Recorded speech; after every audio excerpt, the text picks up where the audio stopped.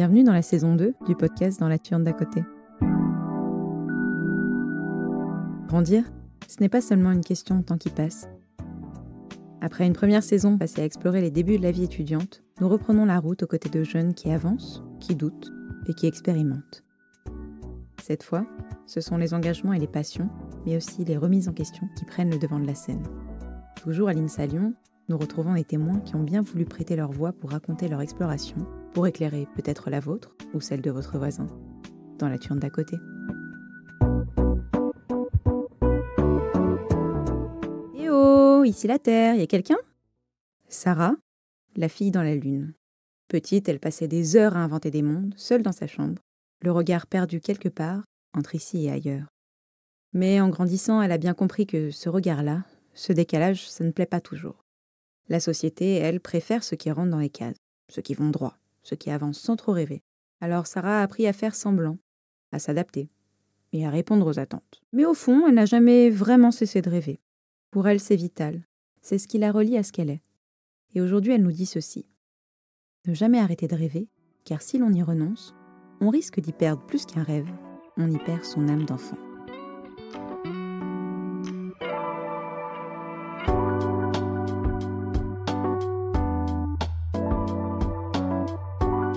C'est vrai que j'étais pas une enfant très énergique, j'étais renfermée sur moi-même, je développais pas du tout mes émotions, etc. Mais par contre, j'avais cette facilité à imaginer, à créer des univers et à me dire, moi je sais que je veux ça, j'étais passionnée par plein de choses, tout m'intéressait et j'avais besoin de rien, vraiment de personne. J'étais fille unique à ce moment-là, donc j'étais toute seule dans ma chambre et je rêvais. Voilà, j'ai été une enfant rêveuse, introvertie et rêveuse.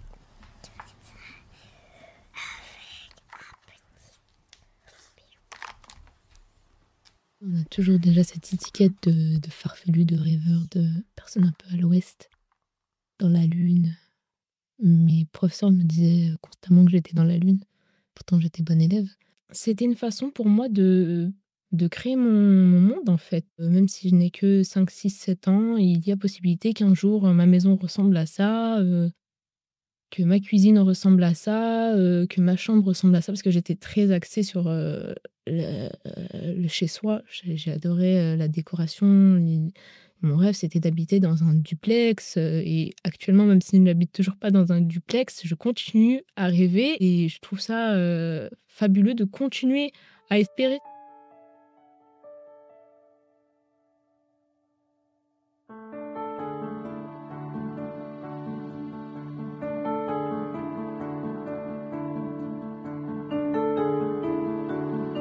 J'ai un parcours un peu particulier. J'ai effectué tout mon lycée scolarisé à domicile. Alors, ce qui a ses avantages et ses inconvénients, mais comme inconvénient, le fait que je n'avais pas vraiment de vie sociale, donc pas de camarades de classe. Et avec les réseaux sociaux, avec l'adolescence, des envies de rencontrer de nouvelles personnes, de faire partie de certaines catégories de personnes, on a tendance à vouloir s'effacer soi-même pour être accepté des autres. Donc, que ce soit physiquement, que ce soit mentalement, que ce soit culturellement parlant. Et on s'oublie, on s'efface et surtout on façonne une image de soi différente de ce qu'on voudrait, mais qui est à l'image des autres, qui correspond à ce que les autres voudraient voir, du moins ce que nous, on penserait que les autres voudraient voir. Alors déjà, le passage, déjà juste le passage entre le collège et le lycée, ça a été extrêmement douloureux parce que je me suis dit, le lycée, c'est le moment où tu deviens une jeune femme, donc forcément tu as envie d'être attirante aux yeux des autres, tu as envie de correspondre aux jeunes filles de ton entourage, sachant que socialement, j'étais pas forcément entourée. Et le peu de personnes que je voyais dans les lycées et les collèges, ils étaient différents de moi.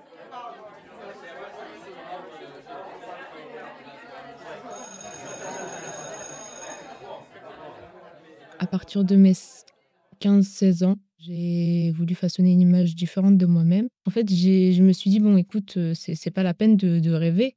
Non, il faut être réaliste, il faut rentrer dans des cases, il faut pouvoir, rentrer dans des groupes et s'intégrer. Donc on arrête d'avoir cette âme, illuminée toute la journée, stop». Et donc ça a duré tout le long de ma fin de seconde, ma première et ma terminale.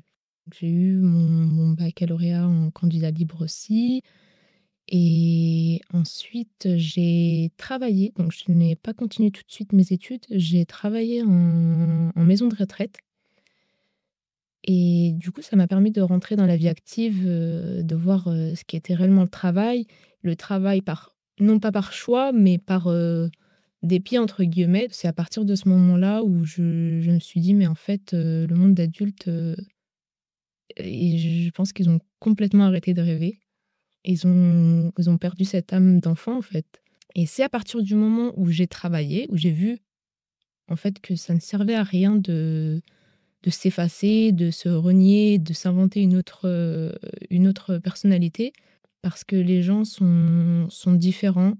On apprend à côtoyer de nouvelles personnalités, de nouveaux horizons et on voit qu'en fait, personne ne rentre dans des cases et que personne ne veut nous mettre dans des cases surtout. C'est tout le temps, encore une fois, soi-même. On veut rentrer dans des cases et donc avec l'entrée à la vie active,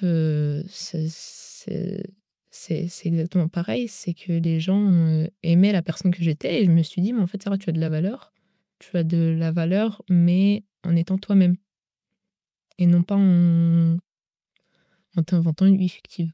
J'avais déjà pour ambition de reprendre les études, travailler, c'était que temporaire pour moi parce que je j'avais pas les moyens financiers d'étudier tout de suite.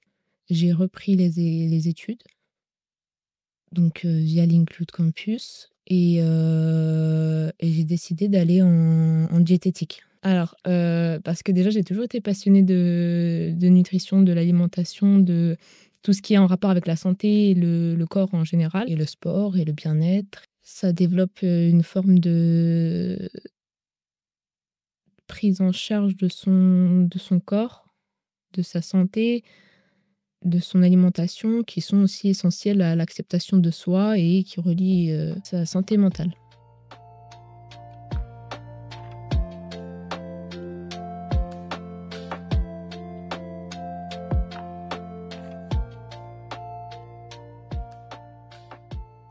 Pour moi, rêver, c'est vraiment c'est un besoin fondamental.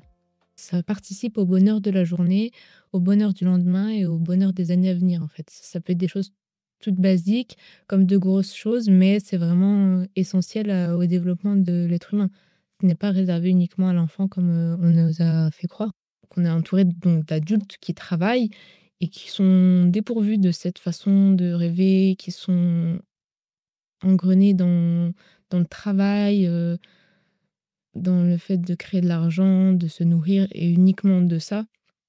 On se dit: «Mais c'est pas possible, je peux pas devenir comme ces personnes-là, en fait. C'est pas mon avenir et ça ne le sera pas».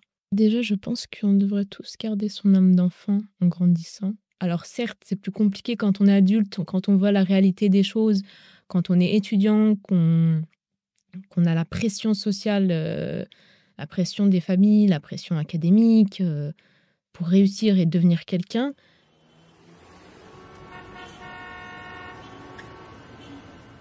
Je pense, hein, que la société, veut créer des prototypes, on va dire, et que les prototypes ne sont pas aptes à rêver. Les prototypes sont conçus pour, réaliser des actions fixes, quotidiennes, hebdomadaires, d'avoir un week-end et de rentrer chez elle le soir et de recommencer le lendemain.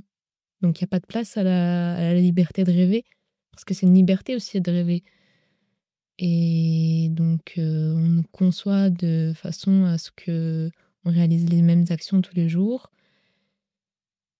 et qu'en tant qu'adulte, si on a le malheur de dire: «Oh moi je rêve de ça», non, tu n'as pas le droit de rêver de ça, c'est pour les enfants rêver. Alors qu'au contraire, ça pourrait amener, une ambiance, tellement plus joyeuse et plus joviale.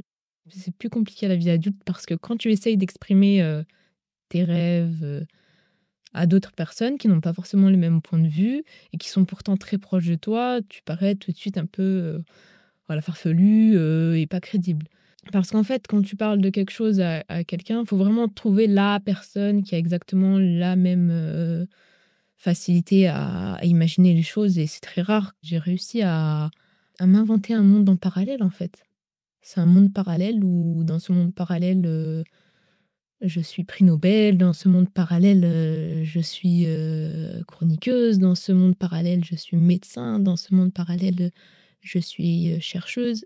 Et je pense que on devrait tous avoir un monde parallèle fictif ou non, hein, avec des ambitions et des rêves. Rêver, c'est un sens à part entière. C'est un besoin fondamental. Il y a même des études qui prouvent que les chats rêvent. Donc pourquoi nous, adultes, on arrêterait de rêver?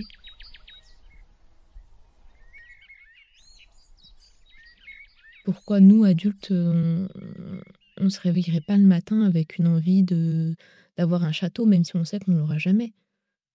Cette idée d'avoir un château me met de bonne humeur pour cette journée en tout cas. Demain, ce sera autre chose. Aujourd'hui, c'est un château. Je répondrai aux gens qui me disent que rêver, c'est inutile. S'alimenter, c'est certainement pas inutile. Le sommeil, c'est certainement pas inutile. Et le rêve, c'est tout aussi essentiel, du moins pour moi, à développer sa créativité, parce qu'on est des êtres doués d'une créativité fabuleuse. Ça permet de faire un monde meilleur, de s'imaginer des choses, qu'elles soient réalisables ou non, parce que ça permet de construire une personne plus joviale. Ça participe au développement du monde, dans une petite partie, mais c'est essentiel quand même.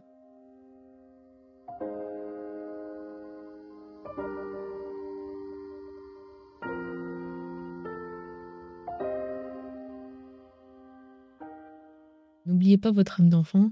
Ne vous mettez pas de barrière psychologique sur le fait de pouvoir imaginer telle ou telle chose dans la vie, qu'elle soit réalisable ou non. Parce que, alors oui, on reste toujours de grands enfants, mais on a surtout besoin de se déconnecter de la réalité un petit peu. Mais oui, continuer à rêver, à s'imaginer, à admirer, à s'enthousiasmer devant la moindre petite chose. Parce qu'aujourd'hui, on a l'habitude de tout et tout nous paraît normal, alors que tout est merveilleux. C'est très fantastique ce que je suis en train de dire, mais tout est merveilleux. Continuer à rêver, c'est important. Je me suis engagée à toujours m'accepter avec mes défauts et mes qualités, et surtout à n'importe quel âge de ma vie, que j'ai 80 ou 50 ans, quand je serai vieille, du moins une personne âgée, et j'ai envie qu'on dise ah, c'est Sarah, cette dame, elle adore raconter des histoires. Des histoires qu'elle n'a sûrement pas vécues, mais des histoires. Elle aime le monde, en fait. Ouais. Si vous avez apprécié ce podcast, pensez à partager cet épisode et à vous abonner. À très bientôt!